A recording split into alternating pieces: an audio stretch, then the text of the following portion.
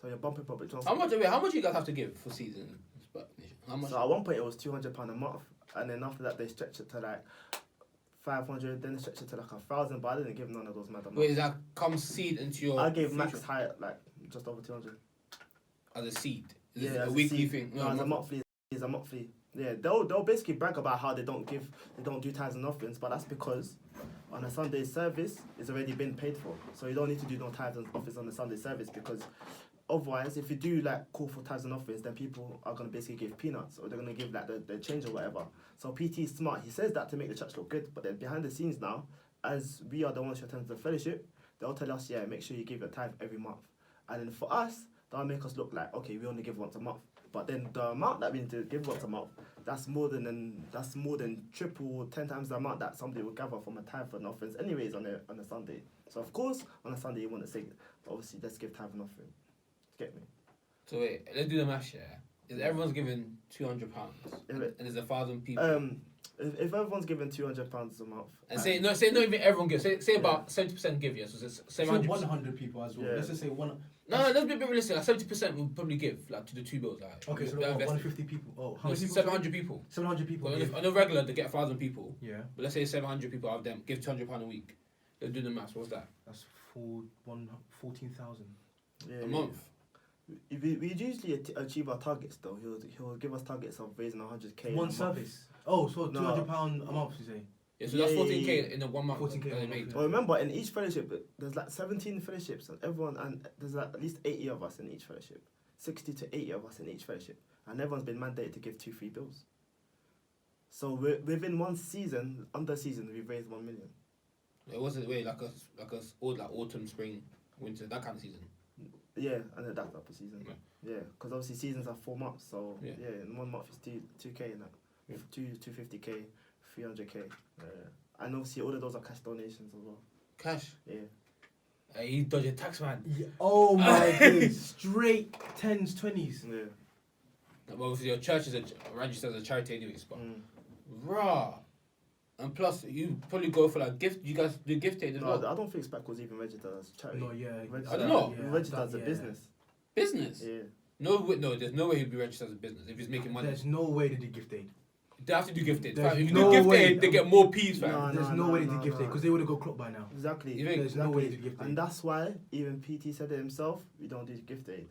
You don't do gift aid. He said one time on a Sunday service, he had like a little time where he was basically speaking about how a girl in SPAC tried to ask him to do gift aid, and he was like, no, my accountant said we shouldn't do gift aid. My accountant. So that's that. Yeah. Right, they're reckoning P's have as money. Yeah. Because his whole premise is, okay, we're not going to take from the government. So then obviously, by him saying we don't take from gift aid, that reassures people to let people know that SPAC doesn't take from the government. But there's a real reason. If gift aid does come in place, then that has to come into measure. He avoids that by doing no gift aid, which obviously allows him to keep a heavy bulk of money anyway. Yeah. And he'll pay himself and pay the pastors. Yeah, exactly. Yeah. Okay. Mm. So yeah, wow, is that how it works? SPAC? What's it, Yeah. £2 a month? Yeah? So it's like a subscription of it. Yeah. Monthly subscription. No, Yeah, it's like a what? monthly subscription. So obviously for the 2 bills, that only happened. That was only for like a few months after 2017. After that, it was like the loans thing, innit? Like if you can take out 2k, if you can take out 5k, if you can take out 1k, but it wasn't. They wouldn't tell you, okay, it's for church straight away. In my case, they paired me up with somebody who said it was for business, innit? Mm-hmm. Yeah. So obviously they end up saying to me, right, if you take out a loan, if you take out a loan, and you put it into my business, then once the business starts to generate P's, you'll get cut, and I get cut, or whatever, and then obviously you should that's why you should take it out from me, whatever, and yeah, that's how they zang people. I've always made a joke, how I just want to go to SPAC Nation, and if I just want to be normal, I wouldn't recommend it. I don't want to start a business. I don't care about drip. I just want to go there. What would happen though if I went there and someone asked me take out a loan or do that, and I said no?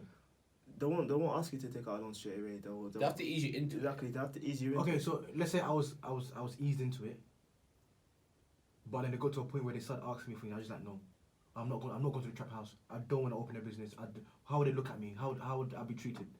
Yeah, they'll definitely start gossiping about you, start belittling you as well. Really? Yeah. So in SPAC, I see their pictures, but is everyone like then designing and stuff like drippy? Yeah. A lot of them do. But not everyone.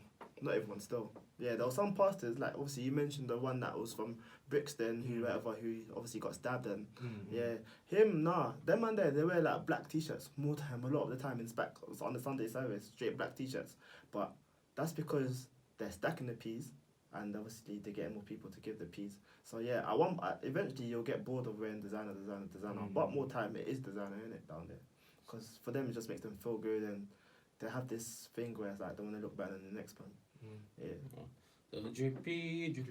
Hey, you know what? They need to make a little tune for that. It's catchy still. I don't even know where I was doing that. I think I was in the congregation. I didn't go forward. You didn't go forward, but you're like drippy. It's catchy. I can't lie, it's catchy. Damn. Yeah, man. But to me, from an outside perspective, I feel like if you're not a designer, you can't go to SPAC. Nah. If I don't come to the entrance in loops, In or trackie, if I come in a trackie, they don't let man in. Like security be like, nah, go home. No. There's never been a day where it's like they've said dress code on a flyer. Okay, drippy. No, everybody just knows luxurious hotel, and I wanna probably attract somebody else that goes there. So let me wear my best stuff. Like some of the females, they won't even go in loops, but they'll go in like nice colourful suits that cost them £100 from Debenhams or wherever. They'll go there with nice heels, boom, like hair nicely laid. Some of the men then will go there probably in Primark clothes, but they've dropped it nice. You get me? They go there straight. Oh, okay. that's sticky. Heavy stuff. You wanna go there in the trackie and just see what are you gonna chat to me if I come there? Yeah, I mean the guys like don't get it twisted. Obviously, SPAC here was a memory in it, and even though the negative outweighed the good, like a lot of positive things I did like retaining it from the church. I understood that obviously it's important to like give back to your community. That obviously the importance of actually being like in a good church, stuff like that. What you can do when two and two come together. So yeah, stuff like that, man. So you did learn some good things then? Yeah, of course. Yeah, they did bust me on a few things as well.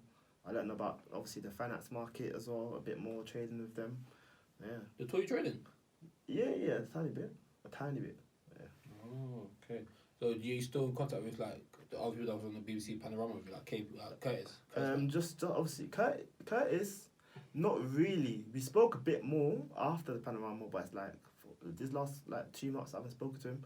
But yeah, obviously the other one who obviously banged UC, that's my Congolese G right there. Yeah. Oh, okay. It's mad, bro. I remember when I saw that when they did one of the trap mash, and I just saw like these 3 like between 7 and like 12-year-old white kids on the stage with their man them. I just think it's just a bit random, like So those white kids, they don't go SPAC no more. So see that they came from a fellowship called from Hempstead. Oh. Yeah. Because obviously it's Armstrong in SPAC Nation. I don't even know if he's still there no more. Probably he is. He's got SPAC tatted on his neck. Anyway. Huh? Yeah. Whoa. Someone there got SPAC tatted on their neck. I think it's Armstrong. He's always been a crazy character. Everyone in SPAC knows him to be crazy. Oh, okay. But anyway, yeah. He basically was, I think, not adopted, but he was living with a white family at one point, innit? So he invited his white family to go to SPAC. Oh, okay. PT heard of the family having peas. So obviously he basically allowed them to have a fellowship in their area. Yeah. And like PT basically kept close ties obviously with the family that lived just outside of London, and basically like caused them to have like a SPAC type of fellowship around their area. And that fellowship was going good, but these white people were actually genuinely in it for the sake of getting to know God. But PT zanged them because he said, alright, cool, you lot can have a fellowship, and obviously it will be about people getting to know God, but at the same time we want you guys to do business with SPAC. So obviously one of the white guys, he was zanged into taking out like a loan of like 3 or 4K for somebody else in SPAC, and he ain't seen his money back. So obviously that's why obviously the white part of SPAC they've now left. Yeah. Wow. Yeah. I'm cool with my man as well. Yeah. So I him Hempstead block, man. There's a lot of stories coming out there. There's a lot there's so much to be said. Even as we speak, there's probably something mad going on there. You know what I mean? Like, yeah, probably. Did you hear about the one where they got into a fight with somebody in prison? no. What happened? 2 of the SPAC Nation pastors went to prison to visit someone, and then one of their ops that they were beefing with before they became part of that SPAC, approached them on the cell, whatever, not on the wing, whatever, and they got into it. But the camera's fugazi, man. You can't really see anything, just blows. Yeah. Well, as in, But just apparently, the person I was visiting. yeah. The SPAC Nation pastors were visiting somebody else that was in prison, and then They bumped into the they ops. bumped into an ops of Who was- theirs. who was yeah, in the prison. in the prison. Yeah, who How do died. they even get? Well, in prison, you just go wherever they put you. But I've seen that in real life. Like people come to the church and punch out people. Why? Because but then at one point I thought it's because that person, the person that was coming to the church, was in it wrong. But then I realized, SPAC people, they've actually have people outside in the world who are catching up to them for the violations that the SPAC people have done to them. So yeah. Oh, so it's like SPAC violations, not to do their previous beef, it's to do their SPAC, what they done. Yeah. Really? Yeah. So Yeah. a pastor got punched up after service or something. After service, yeah. You After got- service, yeah. And then obviously the other pastors basically came to his aid and they kicked the guy out on it who did the punching up. Yeah. Tried to call police on them man and everything.